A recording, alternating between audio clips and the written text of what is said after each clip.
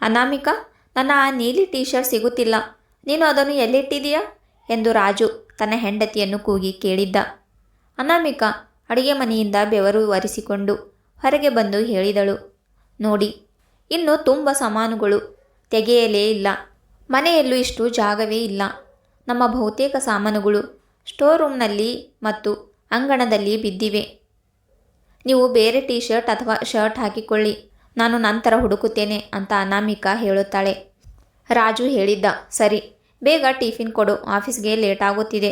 ಅನಾಮಿಕಾ ಮತ್ತೆ ಅಡುಗೆ ಮನೆಗೆ ಹೋದಳು. ಅವಳು ತನ್ನ ನೆಗಣಿಯ ಜೊತೆಗೆ ಬೆಳಗಿನ ಉಪಹಾರ ತಯಾರಿಸುತ್ತಿದ್ದಳು. 10 ದಿನಗಳ ಹಿಂದೆ ಅನಾಮಿಕಾ ತನ್ನ ಗಂಡ ರಾಜು ಮತ್ತು 2 ಮಕ್ಕಳ ಜೊತೆ ತನ್ನ ಮಾವನ ಮನೆಗೆ ಅಲ್ಲೇ ಉಳಿದುಕೊಳ್ಳಲು ಬಂದಿದ್ದಳು. ಅದಕ್ಕೂ ಮೊದಲು ಅವರು ಬೆಂಗಳೂರಲ್ಲಿ ವಾಸಿಸುತ್ತಿದ್ದರು. ರಾಜುಗೆ ತಮ್ಮ ಡಿಸ್ಟಿಕ್ ಕಡೆ ಟ್ರಾನ್ಸ್ಫರ್ ಆಗಿದ್ದರಿಂದ ಅವನು ತುಂಬ ಖುಷಿಯಾಗಿದ್ದ, ಈಗ ಕುಟುಂಬದ ಜೊತೆ ಇರಬಹುದು ಎಂದು. ಅವರು ಮನೆಯ ಎಲ್ಲ ಸಾಮಾನುಗಳನ್ನು ತಂದಿದ್ದರು, ಆದರೆ ಇನ್ನೂ ಸರಿಯಾಗಿ ಸೆಟ್ ಆಗಿರಲಿಲ್ಲ. ಸ್ವಲ್ಪ ಸಮಯದ ನಂತರ ಅನಾಮಿಕಾ ಟಿಫಿನ್ ಕೊಡಲು ಬಂದಾಗ ರಾಜು ತನ್ನ ಪರ್ಸ್ನಿಂದ ಹಣ ಕೊಟ್ಟು ಹೇಳಿದ್ದ, ಕೇಳು, ಇಂದು ಮಕ್ಕಳನ್ನು ಶಾಲೆಗೆ ತೆಗೆದುಕೊಂಡು ಹೋಗು. ಅವರ ಅಡ್ಮಿಷನ್ ಬಗ್ಗೆ ನಾನು ಮಾತಾಡಿದ್ದೇನೆ, ನೀನು ಫಾರ್ಮ್ ಭರ್ತಿ ಮಾಡು ಅಂತ ಹೆಂಡತಿಗೆ ಹೇಳುತ್ತಾನೆ. ಅನಾಮಿಕಾ ತಲೆಯಾಡಿಸಿ ಒಪ್ಪಿಕೊಂಡಳು. ಉಪಹಾರದ ನಂತರ ಅವಳು ಮಕ್ಕಳನ್ನು ಶಾಲೆಗೆ ಕರೆದುಕೊಂಡು ಹೋದಳು. ಹಿಂತಿರುಗಿ ಬರುವಾಗ ಹಸಿರು ತರಕಾರಿಗಳು, ಹಣ್ಣುಗಳು, ಡ್ರೈ ಫ್ರೂಟ್ಸ್, ತುಪ್ಪ ಮತ್ತು ಜೇನು ಖರೀದಿಸಿದಳು. ಮನೆಗೆ ಬಂದ ಮೇಲೆ ಮಾರುಕಟ್ಟೆಯಿಂದ ತಂದ ಎಲ್ಲ ಸಾಮಾನುಗಳನ್ನು ಅಡುಗೆ ಮನೆಯಲ್ಲಿ ಜೋಡಿಸುತ್ತಿದ್ದಳು. ಅವಳ ಅತ್ತೆ ರೇವತಿ ಎಲ್ಲವನ್ನು ಮೌನವಾಗಿ ನೋಡುತ್ತಿದ್ದರು. ಸಾಮಾನುಗಳನ್ನು ಸರಿಹೊಂದಿಸಿದ ನಂತರ ಅನಾಮಿಕಾ ಹೇಳಿದಳು, ಅತ್ತೆ, ಮಕ್ಕಳ ಅಡ್ಮಿಷನ್ ಆಗಿದೆ. ಇಂದು ನನಗೂ ಒಂದು ಇಂಟರ್ವ್ಯೂ ಇದೆ. ಸ್ವಲ್ಪ ಸಮಯದಲ್ಲಿ ಹೋಗುತ್ತೇನೆ ಅಂತ ಅತ್ತೆಗೆ ತಿಳಿಸುತ್ತಾಳೆ. ರೇವತಿ ಅವಳ ಅತ್ತೆ ನಗುತ್ತಾ ಹೇಳಿದರು, ಸರಿ ಸೊಸೆ, ಜಾಗ್ರತೆಯಿಂದ ಹೋಗು ಅಂತ ಹೇಳುತ್ತಾರೆ. ಸಂಜೆಗೆ ಅನಾಮಿಕಾ ಸ್ವೀಟ್ಸ್ ಡಬ್ಬಿ ತಗೊಂಡು ಮನೆಗೆ ಬಂದಳು. ಅವಳಿಗೆ ಕೆಲಸ ಸಿಕ್ಕಿತ್ತು, ಅದಕ್ಕೆ ಎಲ್ಲರಿಗೂ ಸ್ವೀಟ್ಸ್ ಹಂಚುತ್ತಾಳೆ. ಎಲ್ಲರೂ ತುಂಬ ಸಂತೋಷಪಟ್ಟರು. ರಾತ್ರಿ ಊಟದ ನಂತರ ರೇವತಿ ತಮ್ಮ 2 ಮಕ್ಕಳು ಮತ್ತು ಸೊಸೆಯರನ್ನು ತಮ್ಮ ಕೋಣೆಗೆ ಕರೆದರು. ರಾಜು ತಕ್ಷಣ ತಾಯಿಯ ಬಳಿ ಕುಳಿತು, ಹೇಳಿ ಅಮ್ಮ, ಏಕೆ ಕರೆದಿದ್ದೀರಿ ಎಂದು ಕೇಳಿದ್ದ. ಹಾಗೆ ಕಿರಿಯ ಮಗ ವಿಕ್ರಮ್ ಕೂಡ ಕೇಳಿದ್ದ. ಏನಾಗಿದೆ ಅಮ್ಮ ಅಂತ ಕೇಳಿದರು. ರೇವತಿ ಗಂಭೀರವಾಗಿ ಹೇಳಿದಳು, ನಿಮ್ಮ ಒಳಿತಿಗಾಗಿ ಒಂದು ನಿರ್ಧಾರ ತೆಗೆದುಕೊಂಡಿದ್ದೇನೆ, ದಯವಿಟ್ಟು ತಪ್ಪಾಗಿ ಅರ್ಥ ಮಾಡಿಕೊಳ್ಳಬೇಡಿ ಅಂತ ಹೇಳುತ್ತಾಳೆ. ಕಿರಿಯ ಸೊಸೆ ಕಾವ್ಯ ಕೇಳಿದಳು, ಏನು ವಿಷಯ ಅತ್ತೆ, ಇವತ್ತು ಇದ್ದಕ್ಕಿದ್ದ ಹಾಗೆ ಹೀಗೆ ಮಾತಾಡ್ತಾ ಇದ್ದೀರಾ? ಯಾರಿಂದಾದರೂ ಏನಾದರೂ ತಪ್ಪು ಆಗಿದೆಯಾ ಅಂತ ಕಾವ್ಯ ಕೇಳುತ್ತಾಳೆ. ಹಾಗೆ ಅನಾಮಿಕಾ ಕೂಡ ಕೇಳಿದಳು, ಹೌದು ಅತ್ತೆ, ಏನು ವಿಷಯ ಎಂದು ಹೇಳಿ ಅಂತ ಹೇಳುತ್ತಾಳೆ.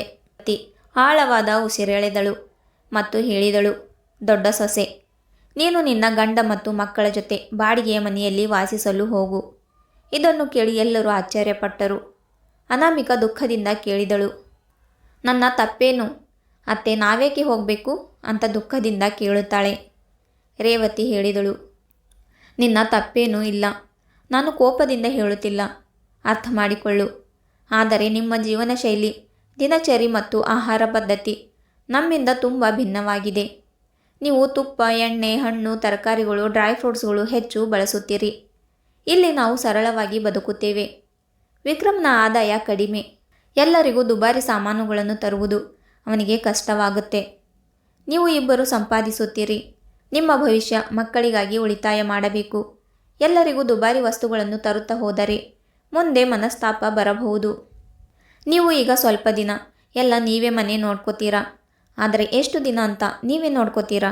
ನಿಮ್ಮ ಚಿಕ್ಕ ಮಗ ಏನೂ ಕೊಡುತ್ತಿಲ್ಲ, ನಾವೇ ಮಾಡಬೇಕಾ ಎಲ್ಲ ಅಂತ ಒಂದಲ್ಲ ಒಂದು ದಿನ ಬಂದೇ ಬರುತ್ತೆ. ಒಟ್ಟಿಗೆ ಇದ್ದು ಮನಸ್ತಾಪ ಬರುವುದಕ್ಕಿಂತ ಪ್ರೀತಿಯಿಂದ ಸ್ವಲ್ಪ ದೂರ ಇದ್ದರೆ ಒಳ್ಳೆಯದು. ಮೊದಲು ಕೂಡ ನಾವು ಬೇರೆ ಬೇರೆ ಇದ್ದರೂ ದುಃಖ ಸುಖದಲ್ಲಿ ಜೊತೆಗಿದ್ದೆವು, ಮುಂದೆ ಕೂಡ ಹಾಗೆ ಇರೋಣ. ಮತ್ತೆ ಮಕ್ಕಳು ದೊಡ್ಡವರಾಗುತ್ತಿದ್ದಾರೆ, ಇಲ್ಲಿ ಬೇರೆ ಕೋಣೆಗಳು ಇಲ್ಲ, ಬಾಡಿಗೆ ಮನೆಯಲ್ಲಿ ನಿಮಗೆ ಅನುಕೂಲವಾಗುತ್ತದೆ. ಚಿಕ್ಕ ಚಿಕ್ಕ ವಿಷಯಗಳಿಗೆ ಸಂಬಂಧದಲ್ಲಿ ಕಹಿತನ ಬರುವುದಕ್ಕಿಂತ ಸ್ವಲ್ಪ ಅಂತರದಿಂದ ಪ್ರೀತಿ ಉಳಿಸಬಹುದು ಅಂತ ರೇವತಿ ಎಲ್ಲರಿಗೂ ತಿಳಿಸಿ ಹೇಳುತ್ತಾಳೆ. ಇದನ್ನು ಕೇಳಿ ಎಲ್ಲರೂ ಆಲೋಚನೆಗೆ ಒಳಗಾದರು. ಎಲ್ಲರಿಗೂ ಅಮ್ಮನ ಮಾತು ಸರಿ ಎಂದು ತೋಚಿತ್ತು. ರಾಜು ಹೇಳಿದ್ದ, ಅಮ್ಮ, ನೀವು ತುಂಬ ದೂರದ ದೃಷ್ಟಿಯವರು. ಅನಾಮಿಕಾ ತನ್ನ ಅತ್ತೆಯ ಕೈ ಹಿಡಿದು ಹೇಳಿದಳು, ನೀವು ತುಂಬ ಜಾಣ ನಿರ್ಧಾರ ತೆಗೆದುಕೊಂಡಿದ್ದೀರಿ ಅತ್ತೆ. ಈಗಿನ ಕಾಲದಲ್ಲಿ ಇಂತಹ ಅತ್ತೆ ಮತ್ತು ಇಂತಹ ವಿಚಾರವುಳ್ಳ ಅತ್ತೆ ಸಿಗುವುದು ತುಂಬ ಕಠಿಣ. ನಾವು ಪುಣ್ಯ ಮಾಡಿದ್ದೇವೆ ನಿಮ್ಮಂತಹ ಅತ್ತೆ ಪಡೆಯಲು ಅಂತ ಹೇಳುತ್ತಾಳೆ. ಚಿಕ್ಕ ಮಗ ಮತ್ತು ಸೊಸೆ ಕಾವ್ಯ ಕೂಡ ಅತ್ತೆಯ ಮಾತಿಗೆ ಸಂತೋಷದಿಂದ ಒಪ್ಪಿಕೊಂಡರು. ಕೆಲವು ದಿನಗಳಲ್ಲಿ ರಾಜು ಬಾಡಿಗೆ ಮನೆ ಹುಡುಕಿ ತನ್ನ ಕುಟುಂಬದ ಜೊತೆ ಶಿಫ್ಟ್ ಆದನು. ಅನಾಮಿಕಗೂ ಇಲ್ಲಿ ತನ್ನ ರೀತಿಯಲ್ಲಿ ಅಡುಗೆ ಮಾಡುವುದು ಕಷ್ಟವಾಗುತ್ತಿತ್ತು. ಆದರೆ ಅವಳು ಯಾರಿಗೂ ಹೇಳುತ್ತಿರಲಿಲ್ಲ. ಅತ್ತೆ ಅವಳ ಕಷ್ಟವನ್ನು ಅರ್ಥ ಮಾಡಿಕೊಂಡು ಮಕ್ಕಳಿಗೆ ಸ್ವತಂತ್ರವಾಗಿ ಬದುಕಲು ಅವಕಾಶ ನೀಡಿದರು. ಅದರಿಂದ ಸಂಬಂಧಗಳಲ್ಲಿ ಸಿಹಿತನ ಉಳಿಯಿತು. ಸ್ನೇಹಿತರೆ, ಒಂದೇ ಕುಟುಂಬದವರು ಬೇರೆ ಬೇರೆ ನಗರಗಳಲ್ಲಿ ಇದ್ದರೆ ಅವರ ಜೀವನ ಶೈಲಿ ಬದಲಾಗುತ್ತದೆ. ಒಟ್ಟಿಗೆ ಇದ್ದಾಗ ಸಮಸ್ಯೆಗಳು ಬರಬಹುದು. ಸ್ವಲ್ಪ ದೂರ ಇದ್ದು ಪ್ರೀತಿಯಿಂದ ಇರುವುದರಲ್ಲಿ ತಪ್ಪೇನು? ರೇವತಿಯವರ ನಿರ್ಧಾರ ನಿಮಗೆ ಹೇಗೆ ಅನಿಸಿತ್ತು? ನಿಮ್ಮ ಅಭಿಪ್ರಾಯಗಳನ್ನು ಕಮೆಂಟ್ನಲ್ಲಿ ತಿಳಿಸಿ. ಸ್ನೇಹಿತರೆ, ಕತೆ ಇಷ್ಟ ಆದರೆ ಲೈಕ್, ಶೇರ್ ಆ್ಯಂಡ್ ಸಬ್ಸ್ಕ್ರೈಬ್ ಮಾಡಿ. ಮತ್ತೆ ಸಿಗೋಣ ಇನ್ನೊಂದು ಕಥೆಯೊಂದಿಗೆ.